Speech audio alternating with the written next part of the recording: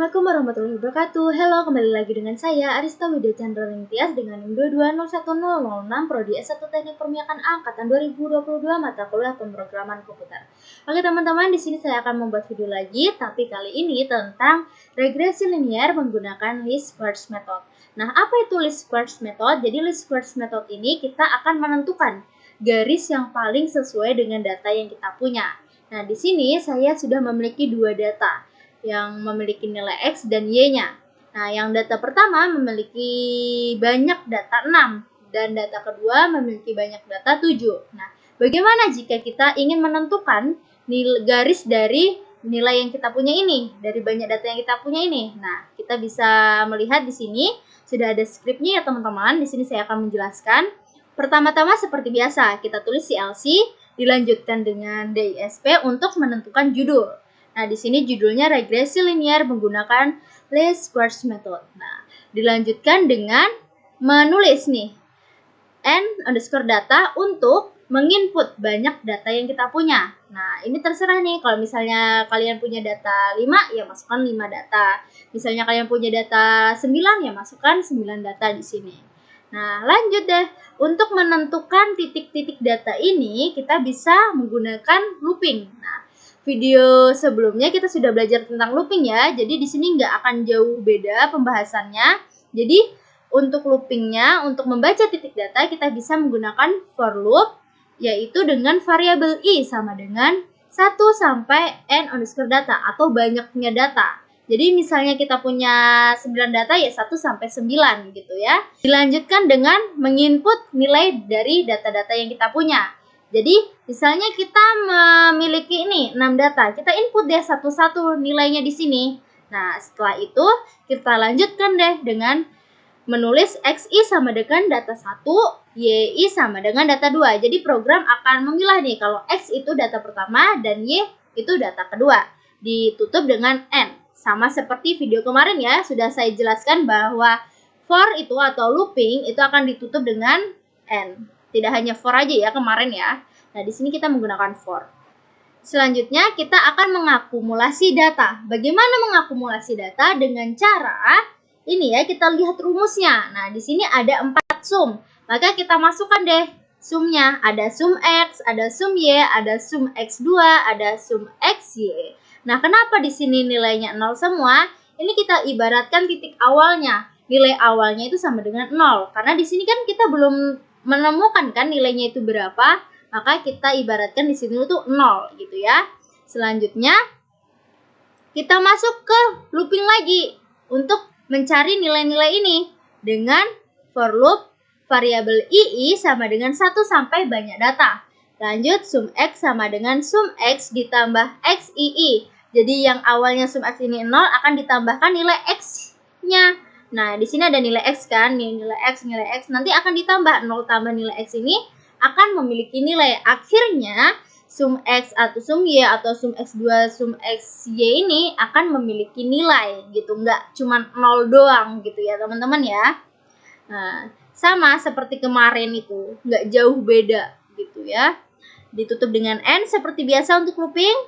Nah, selanjutnya kita akan menghitung slope atau M dan intercept atau B. Nah, di sini bagaimana menghitungnya? Nah, di sini ada rumus nih. Ini untuk slope, yaitu kemiringan dari garisnya, dan intercept. Intercept ini adalah garis yang memotong sumbu Y, gitu ya. Garis yang memotong sumbu Y. Di sini sudah ada nih, bahwa di sini ada sum XY, sum X, sum X kuadrat, sum X, dan ada juga nih Y bar dan X bar. Nah, jadi pertama-tama kita harus menentukan dulu deh Y bar sama X barnya ini gitu. Supaya kita dapat menghitung dari rumus ini. Jadi kita masukkan deh rumus X bar itu apa. Nah, ini juga ada di video kemarin ya. Jadi untuk rumus X bar sama dengan sum X per banyak data.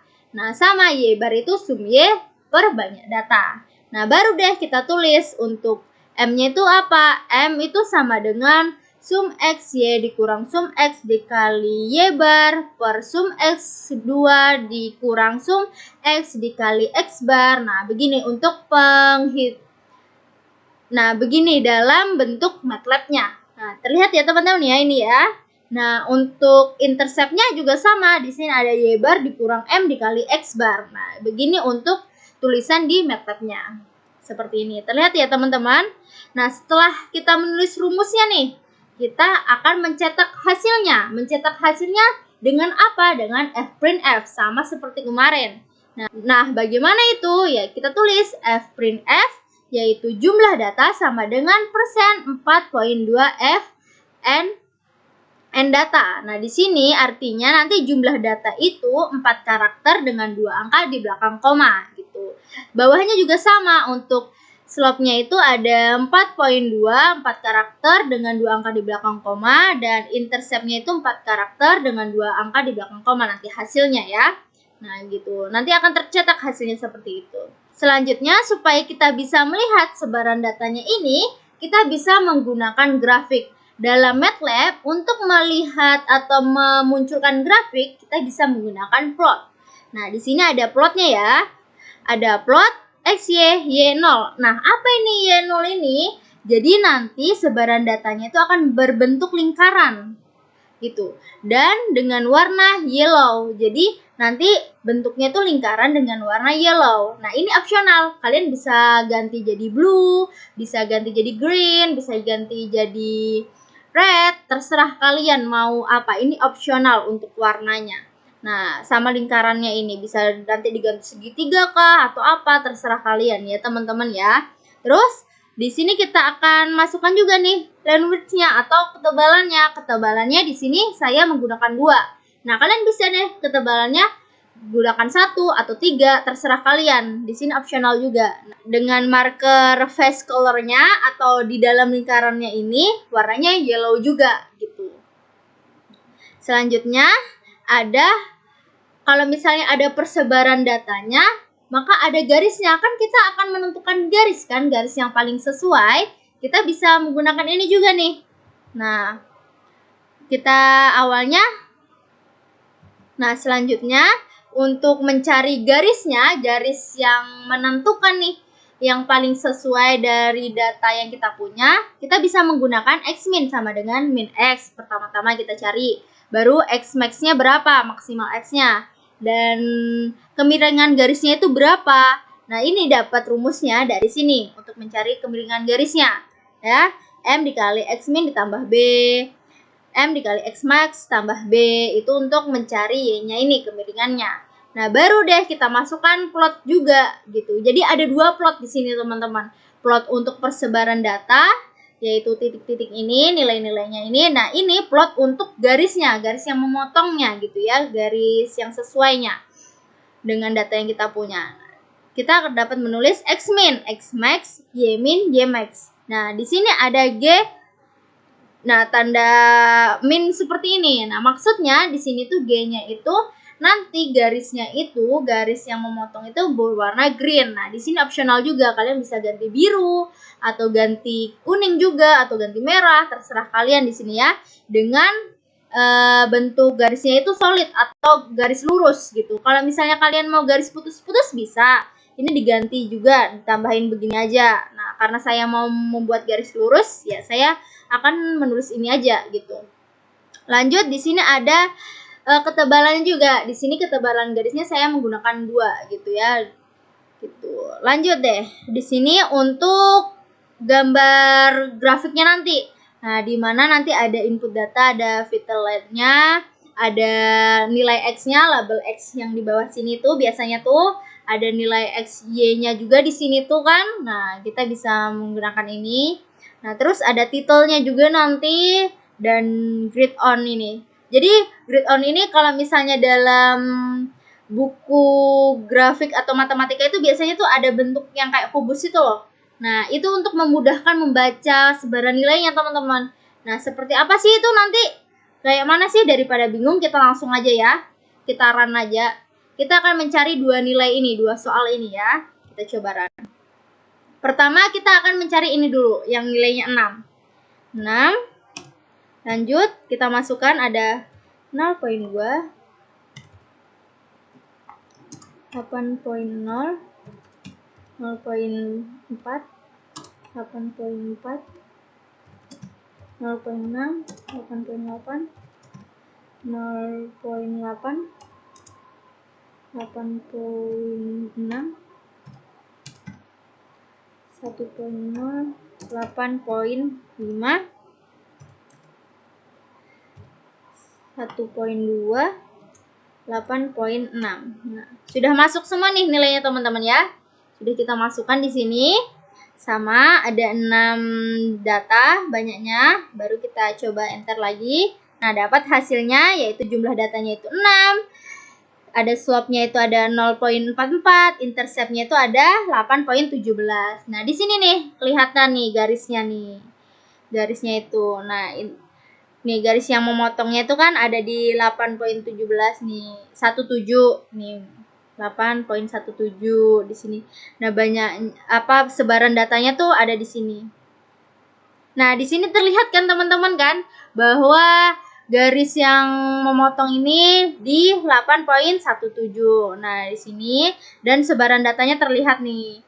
Nah, untuk grid-nya itu ini nah teman-teman nih. Ini itu namanya grid ini, garis-garis yang kotak-kotak ini gitu. Kan memudahkan kan untuk membaca sebarannya ini.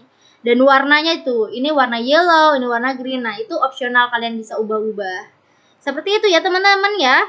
Ini untuk data yang jumlahnya 6. Maka akan terlihat seperti ini. Baru kita juga bisa nih data ini kita masukkan ke dalam Excel. Bagaimana caranya? Nah, kita bisa menulis pertama data dulu sama dengan ada X transpose dan Y transpose. Nah, seperti ini akan terlihat seperti ini ya. Sama seperti ini, sama. Kita masukkan deh di sini formatnya untuk membawa ke dalam Excel. Bagaimana? Yaitu XLS right. Baru masukkan deh judulnya. Kita menulis judul apa nih? Di sini saya akan menulis judul tugas _6. Diikuti dengan titik. Baru format untuk Excelnya XLSX. Seperti ini ya teman-teman ya. Kalau mau membawa ke Excel datanya. Nah, seperti ini dilanjutkan dengan ini variabelnya, data yang kita mau masukkan ke dalam Excel. Nah, kita tulis, baru kita tutup, lalu kita enter. Nanti akan terlihat di sini. Terlihat ya teman-teman ya, tuh keluar.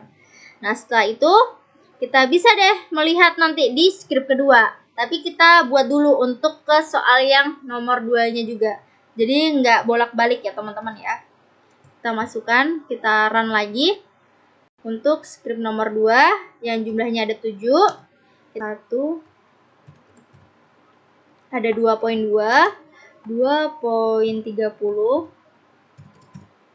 ada 3,3, 3,05, 4,4, 4,28, 28,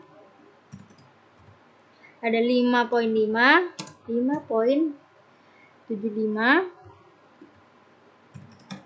6,6, ada 6,48, 7,7, ada 7,84. Seperti ini. Ada 7 data dengan nilai X dan Y-nya. Sama ya teman-teman ya, sama ini. Ya, sama. Baru kita coba. Kita coba enter. Nah, dapat hasilnya. Jumlah datanya itu 7. Slope-nya itu 1,02. Intercept-nya itu min 0,12. Nah, akan terlihat seperti ini teman-teman nih. Tuh. Ini adalah intercept-nya. Nih, kemiringannya itu 1,02. Nih, input datanya itu yang kuning-kuning, fitted line-nya itu yang ini. Terlihat ya teman-teman ya untuk grafik dari soal nomor 2 ini yang jumlahnya 7. Nah, setelah itu kita masukkan seperti tadi. Kita masukkan ke dalam Excel. X transpose, Y transpose. Seperti ini, baru kita masukkan XLS. Wait. Kita masukkan namanya. Namanya kita mau buat soal 7. Soal 7. Ini sembarang aja ya, terserah kalian mau namanya apa. Baru kita masukkan formatnya XLSX. Baru kita masukkan data untuk variabelnya. Kita coba. Di sini akan keluar. Nah, lihat ya soal 7-nya di sini. Baru kita coba di script kedua untuk menentukan apakah keluar gitu. Nah, script kedua ini sama aja, yang membedakan bahwa di sini tuh tidak ada loop yang pertama ini. Yang ini nggak ada, membaca titik datanya tuh nggak ada kalau di script kedua. Nah di sini juga nggak ada nih kita input banyak datanya. Jadi kalau di script 2 itu langsung aja judul kita masukkan data XLS read untuk membaca format dari Excel-nya. Nah, di sini kita tinggal masukkan aja judul yang kita buat tadi gitu. Supaya bisa terbaca di script kedua ini. Dilanjutkan dengan X data. Ini data, semua data X itu yang pertama, data Y itu kedua gitu. Dilanjutkan dengan N data, banyaknya data itu ada berapa panjang dari X ini gitu. Panjangnya kan ada 6, ada 7. Nah, itu nanti sama aja sebenarnya, ini tuh sama yang kita input ini gitu. Ini gantinya dari ini ya, teman-teman ya. Gantinya dari ini. Setelah itu, bawah-bawahnya sama, yang membedakan cuman ini aja. Nggak ada ininya, nggak ada looping yang pertama ini. Nah, kita coba ya di sini. Kita masukkan judulnya. Tadi judul yang pertama ada tugas _6. Ini yang banyak data 6-nya gitu ya. Kita coba apakah keluar juga. Harusnya sama nilainya sama yang script 1. Karena kan script 2 ini untuk membaca Excel yang kita buat di script 1 tadi. Nah, sama kan teman-teman? Ini untuk yang banyak datanya itu 6 tuh, sama gitu. Tuh, jadi script 2 ini untuk membaca data dari Excel yang kita buat tadi. Nah, kita coba yang soal nomor 2. Di sini ada, kita hapus dulu. Kita masukkan judulnya, kita ganti, tinggal di sini soal 7 judulnya. Kita harusnya sama juga. Tuh. Sama ya teman-teman ya. Tuh. Sama jadi. Nah, jadi gitu ya teman-teman ya. Untuk data pertama tadi yang jumlahnya 6 itu berhasil, data keduanya juga berhasil. Seperti itulah kira-kira untuk menggunakan least squares method ya. Oke, teman-teman, cukup sekian. Apabila dalam video ini terdapat kesalahan dan kekurangan, saya mohon maaf yang sebesar-besarnya. Wabillahi taufiq wal hidayah. Wassalamualaikum warahmatullahi wabarakatuh. Bye-bye.